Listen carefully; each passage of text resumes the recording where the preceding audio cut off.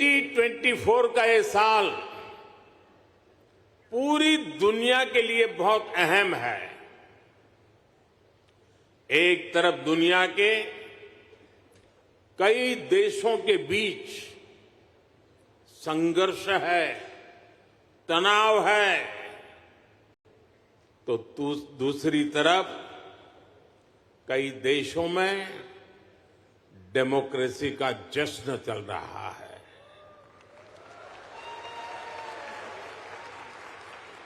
भारत और America democracy के जश्न में भी एक साथ है।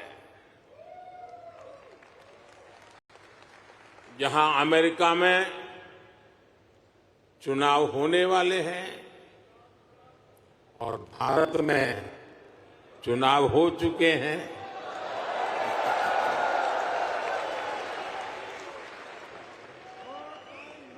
भारत में हुए ये इलेक्शन ह्यूमन हिस्ट्री के अब तक के सबसे बड़े चुनाव थे।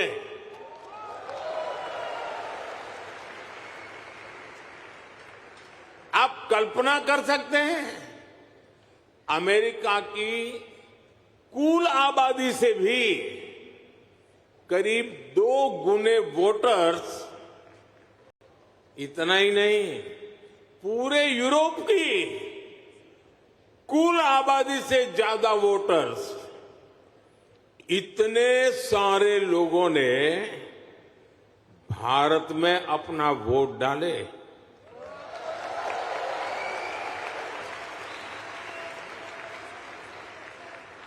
जब हम भारत की डेमोक्रेसी का उसका स्केल देखते हैं तो और भी गर्व होता है।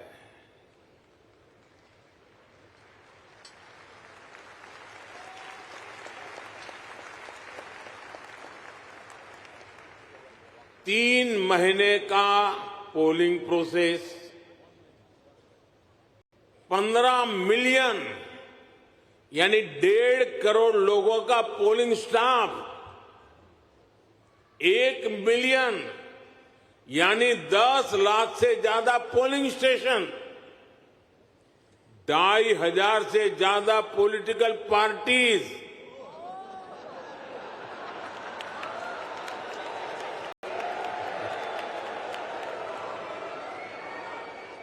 आठ 8,000 से ज्यादा कैंडिडेट्स,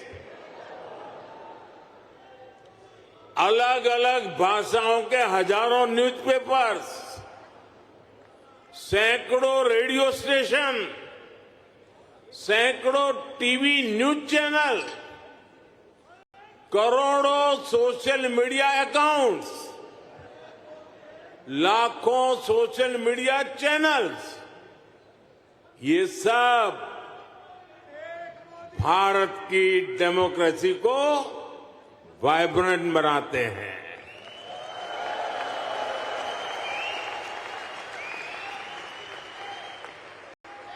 ये फ्रीडम ऑफ एक्सप्रेशन के विस्तार का दौर है। इस लेवल की स्क्रूटनी से होकर हमारे देश की चुनावी प्रक्रिया गुजरती है।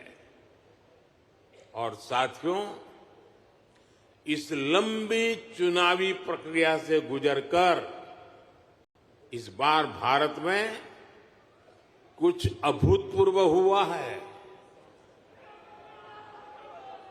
क्या हुआ है? क्या हुआ है? क्या हुआ है? क्या हुआ है? अब की बार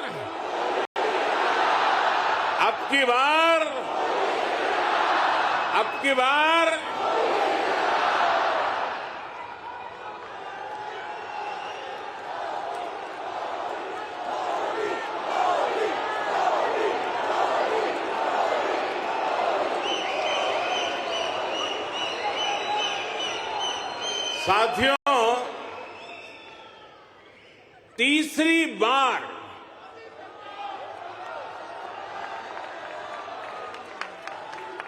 हमारी सरकार की वापसी हुई है।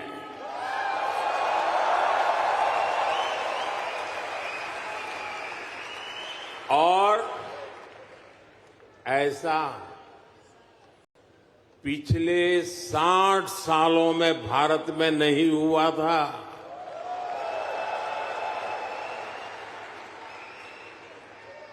भारत की जनता ने ये जो नया मैंडेट दिया है, उसके मायने बहुत है और बहुत बड़े भी हैं। ये तीसरे टर्म में हमें बहुत बड़े लक्ष्य साधने हैं।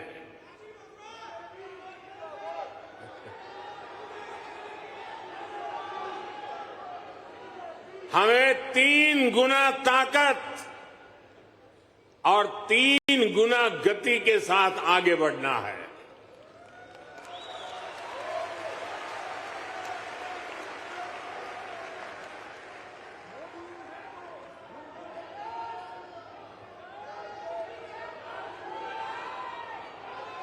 आपको एक शब्द याद रहेगा, पुष्प।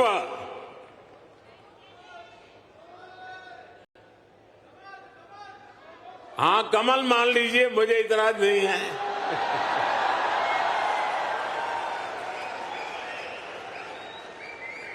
पुष्प,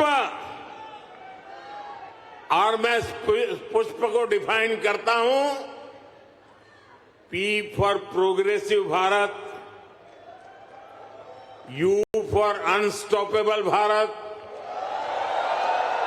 S for spiritual Bharat, H for humanity first को समर्पित Bharat, P for prosperous Bharat, यानी पुष्प। पुष्प की 5 पंखुड़ियों को मिलाकर ही विकसित भारत बनाएंगे। साथियों,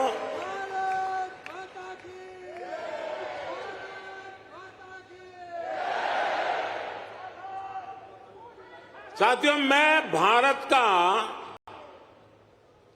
पहला प्रधानमंत्री हूं जिसका जन्म आजादी के बाद हुआ।